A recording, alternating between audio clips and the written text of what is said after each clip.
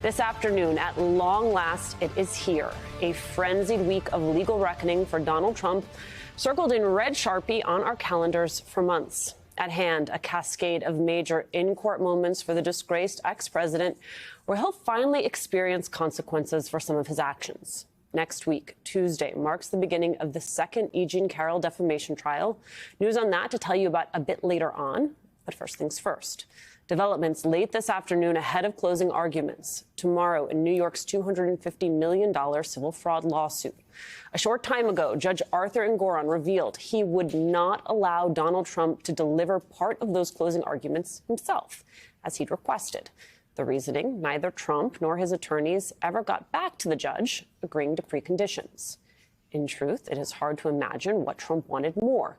An opportunity to put himself at the center of the proceedings, to deliver his message in his own way, or an opportunity like this, to complain, to whine about being silenced, despite the fact his own team failed to respond to the judge on time.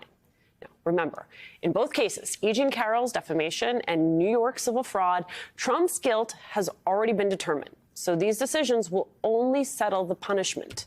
And on top of that, this afternoon, at any moment, perhaps we could hear back from a three-judge panel on the topic whether or not Trump is immune from prosecution on charges that he plotted to overturn the results of the 2020 election.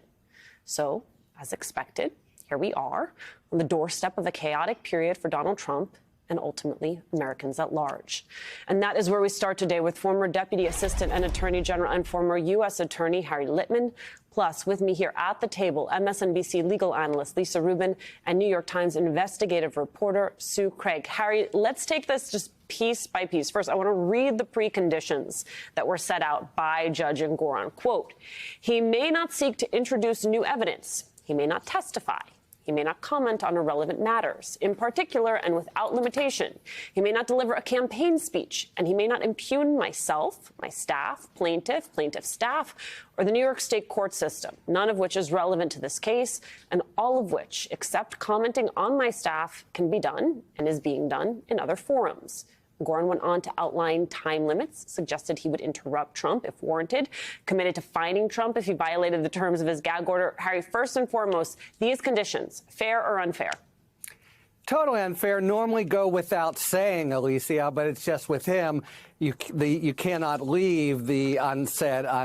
It just what it means is stick to the evidence. That's what happens at closing arguments. You give a summation. You explain why your side should either prevail or do well. And it was evident that Engoron had to do something about Trump, and they never got back to him. By the way, not just late. He set a deadline of Wednesday, then Thursday, and it was clear he wasn't going to commit to this. He wanted to give a kind of campaign speech. And so Engoron shot him down. Nothing at all untoward about the conditions. Okay, Harry, there was a lot of email traffic here. Judge Engoron, he rejected Trump's request to be a part of the closing arguments after his team failed to agree on those preconditions. So let me read you some of the email exchanges between Judge Engoron and Chris Kise, attorney for Donald Trump, sent this morning just before 11 a.m. Dear Mr. Kise, as I have already indicated to you, if Mr. Trump wishes to speak, you will have to tell me now that he will agree to the limitations I have imposed, which go without saying and apply to everyone, as you just said, Harry. And he will have to agree to do so tomorrow on the record, which should take no more than a minute or two.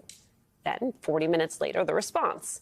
This is very unfair, Your Honor. You are not allowing President Trump, who has been wrongfully demeaned and belittled by an out-of-control, politically motivated attorney general, to speak about the things that must be spoken about. 14 minutes later, from Judge Engoron, I won't debate this yet again. Take it or leave it, now or never. In all caps, you have until noon, 7 minutes from now. I will not grant any further extensions. Then the follow-up from Engoron, 12 minutes after noon, quote, not having heard from you by the third extended deadline, noon today, I assume that Mr. Trump will not agree to the reasonable, lawful limits I have imposed as a precondition to giving a closing statement above and beyond those given by his attorneys, and that, therefore, he will not be speaking in court tomorrow. I mean, only so much opportunity Judge Engoron can provide here, Harry.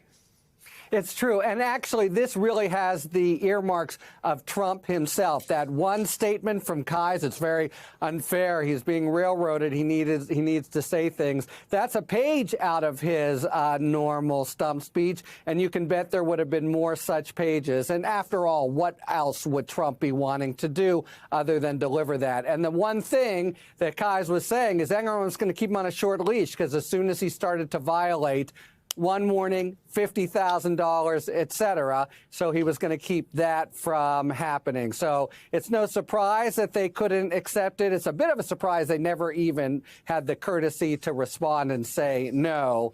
But you understand exactly why the judge did this here. And it tells you exactly what Trump wanted to do. And what he wanted to do is not proper. Right. So this fits right into the Trump playbook, right? Act as though you are somehow the aggrieved. Right, the victim, which is a familiar storyline we know with Donald Trump. He's been playing it since he's been in his 20s. So I think we saw this train coming down the track. As soon as I heard the other day that he wanted to speak in the closing arguments, you knew this was going to be a circus and there was going to be objections. And this was a stunt, I think, to get a lot of seats in the courtroom tomorrow.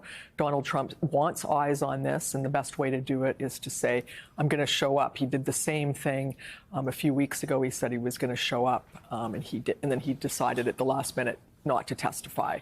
And that created a lot of chaos just the night before, and people made plans to go down. He wanted media attention on it. I think this was the exact same. And you also look at this, Harry made just a great point that, you know, I've got a copy of the email exchange, and even the typeface is different on some of them, as if they were cut and paste, like as if Chris Kise didn't write them and they were sent to him. Like, it's a very odd several pages of emails, I have to say. It looks like somebody, maybe, I don't know if it was Donald Trump or somebody with Donald Trump, sent, you know, here's what Chris should say, and it was cut and paste into the email. I always do love a formatting issue. It always is a tell. This also reminded me of when you were in court and he testified. We could just sort of rewind to that moment, because in some ways I think that performance was a tell about what we could expect had he somehow actually taken this opportunity here.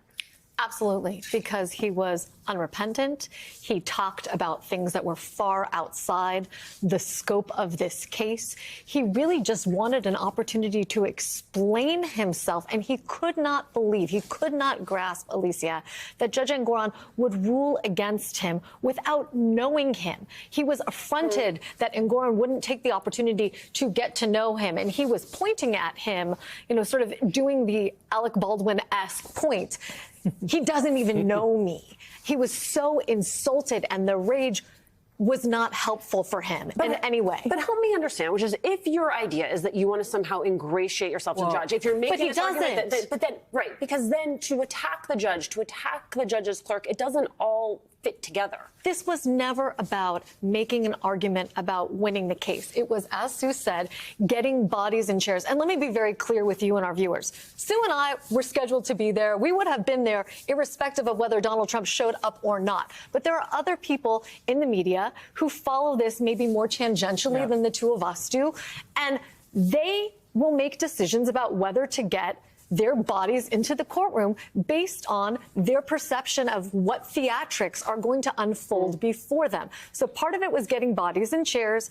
Part of it was ensuring that he could fundraise off of a new grievance, right? Because all of these court appearances have been successful for him from a fundraising perspective.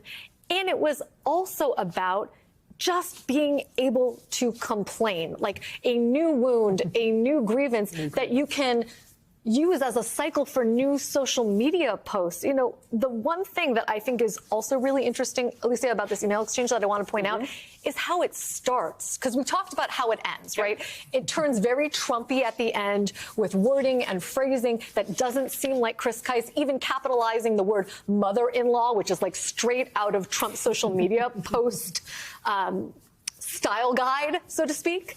But it starts with Chris Kise wishing the judge and his law clerk, who he has talked about ad nauseum in fairly graphic and not complimentary ways, wishing them a happy new year and signing the email, Chris. There's an informality going on here in this proceeding because these people have lived with each other for weeks.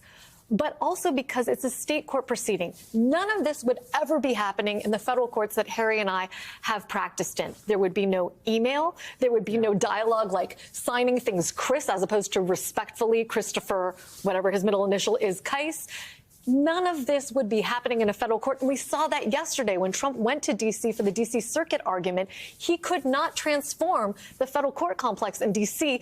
into his personal theater the way he's been able to turn 60 Center Street downtown into his constant He did have the vehicle weather for the working Trump show. against him, but yeah, you're right. No, but it hasn't been allowed. There are no cameras there. There's no press conferences there. And so this, for Trump, is sort of one of his last opportunities for some time to come, because next week when the Carroll trial comes, it will be much more akin to what happened yesterday than what we're expecting to happen tomorrow. Do you think he really wanted to testify? Do either of you think he really wanted to testify? No. No, I think it was a stunt. I mean, you made a good point the other day about, or another day, just a moment ago, just about the, who is he speaking to? I mean, he's just going to enrage the judge by doing this. He's already lost this.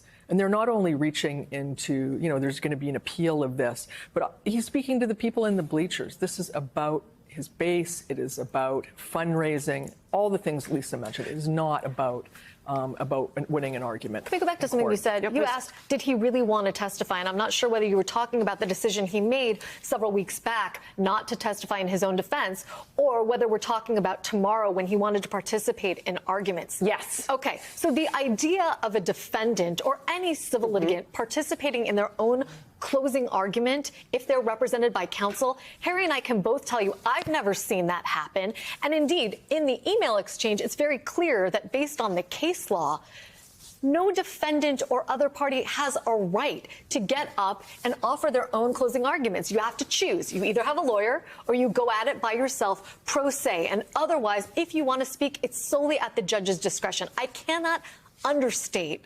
I cannot overstate how rare it would be for any litigant to get up in his or her own defense in a civil or even a criminal litigation where they otherwise have competent counsel.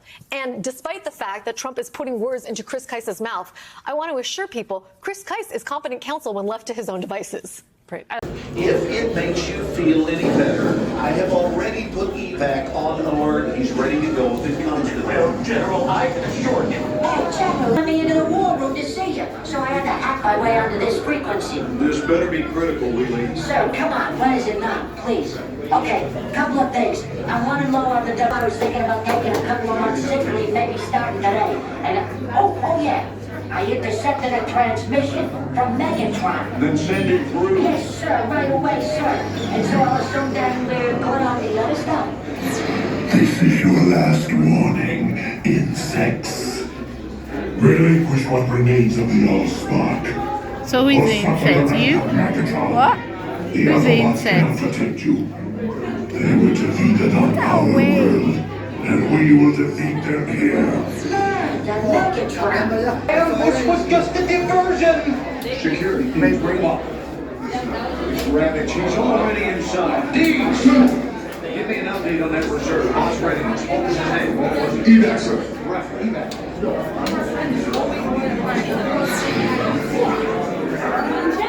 She's right in front.